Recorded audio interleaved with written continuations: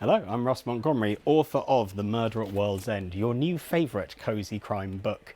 The year is 1910 and the world is in the grip of the Halley's Comet panic. A real-life event happened where people thought that Halley's Comet was going to completely wipe out all life on the planet. And in the book, one such person is the Viscount of World's End, a tidal island just off the remote coast of Cornwall. He thinks the way to survive the apocalypse is to seal up his entire mansion from top to bottom, lock every door, seal up every window and fireplace, but in the morning the only person who's dead is him, murdered in his own locked and sealed study with his own ancestral crossbow. That is where we meet the detective duo of Stockingham and Pike. This is the first in their series.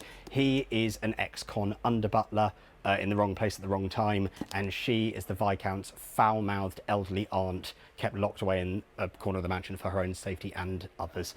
And they have to team up together to try and catch the killer before they strike again. So, I'm here in the crime section of Waterstones Piccadilly to pick out 3 books that helped inspire The Murder at World's End. I'm going to start with, I've got to start with this one, Magpie Murders by Anthony Horowitz. I reread this recently just because I'd forgotten just how much fun it is. It is absolutely ingenious, the story that he builds. It's so much fun, it's so clever. It almost shouldn't work, but it does because it's so ingenious. I recommend this to everyone.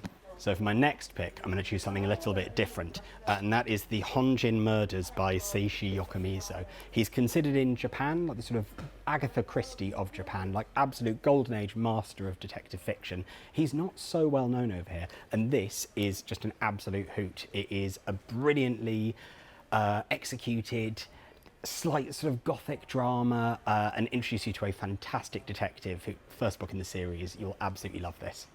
Last of all, I'm here in historical fiction to recommend a book that was a huge inspiration when I was writing The Murder at World's End, and that book is The Name of the Rose by Umberto Eco.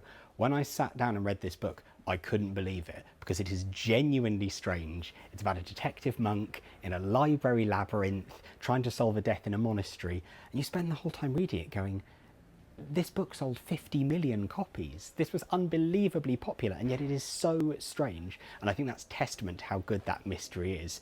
I think it's well worthy of a bit of a rediscovery. It's due its time, and I couldn't recommend it enough.